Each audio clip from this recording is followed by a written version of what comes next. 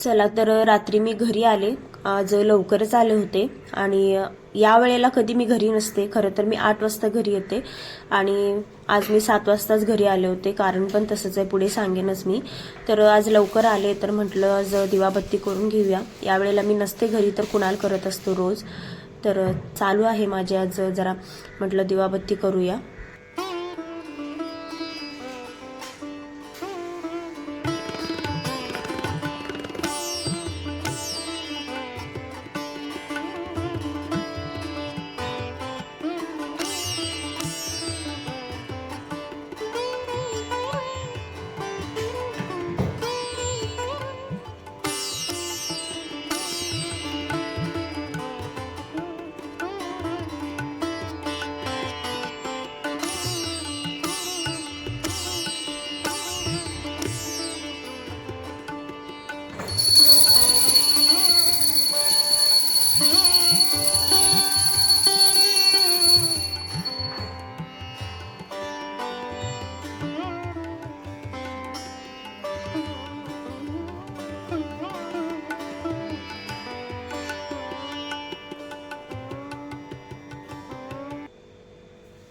तर बघा आज लवकरच घरी आले कामावरून, कारण पण तसंच आहे.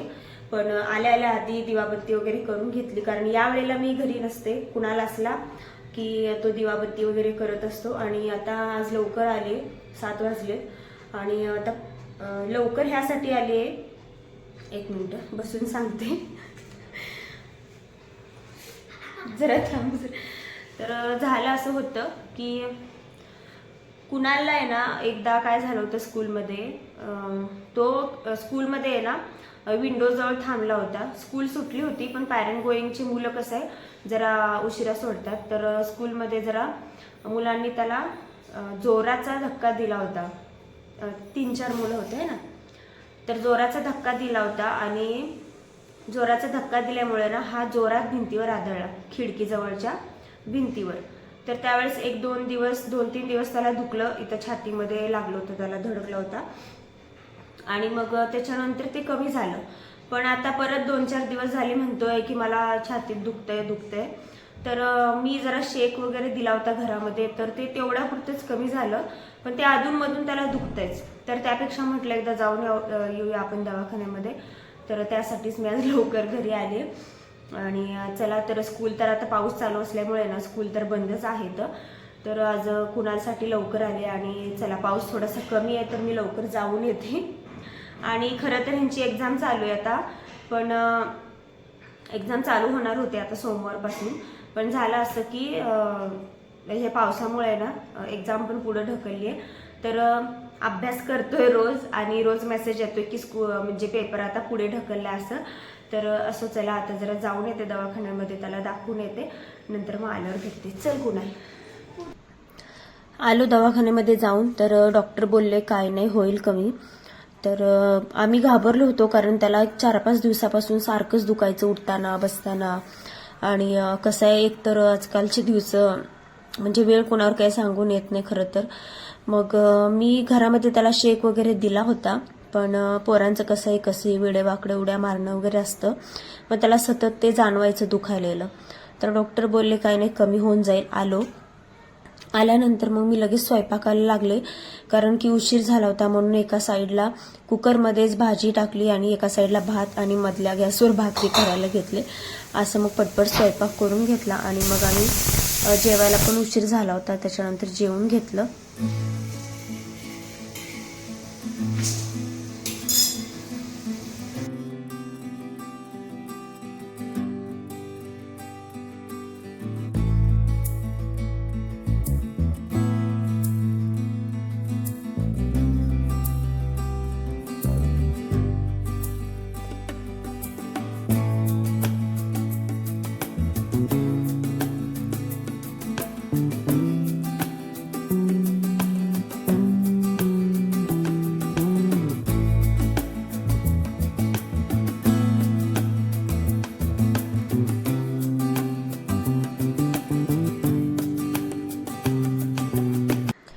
नमस्कार मंडळी, आज सकाळ सकाळी ब्लॉग चालू केलेला आहे आणि इथे मी तुम्हाला दाखवते ब्लिंकिटवरनं मी ना सकाळी 6 वाजता सामान मागवलं होतं. म्हणजे मी पहिल्यांदाच मागवलं. असं झालं असं होतं की स्वयंपाक करायचा होता, भाजी करायची होती आणि हळदच नव्हती. तर या हळदीसाठी आहे ना मी म्हटलं तर सकाळ सकाळी कुठून आणायची हळद. तर मग आठवलं की ब्लिंकिटवरनं मागूया. म्हणजे मग त्याच्यावर ऑर्डर मी पहिल्यांदाच केली बरं का एवढ्या सकाळी, आणि आली सुद्धा एक 15-20 मिनिटात एवढ्या सकाळी. आणि पाऊस सुद्धा चालू होता.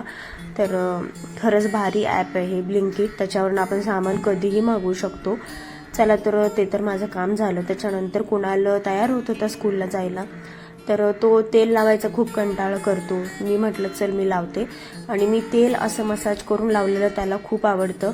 आणि मग मी त्याला तेल लावून दिलं. त्याचं त्यानं सगळं आवरलं मग, आणि तो निघाला स्कूलला.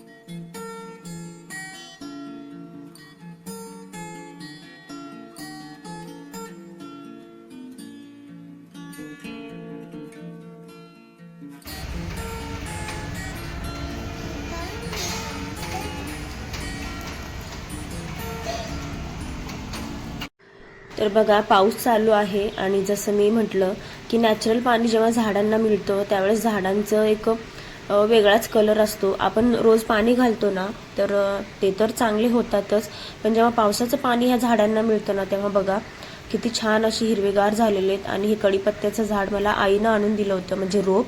तर मी हे लावलं होतं, चांगलं चिकटलंय बरं का. सगळीच झाडं मस्त अशी हिरवी झालेत. पण झाडांना आहे ना कुठल्याच फुलं लागत नाहीत. हे सदाफुलीचं झाड आहे, त्याला सुद्धा फुलं नाही आहेत. आणि हे एक शोचं झाड आहे, त्याला लाल आणि हिरवी अशी पानं येतात.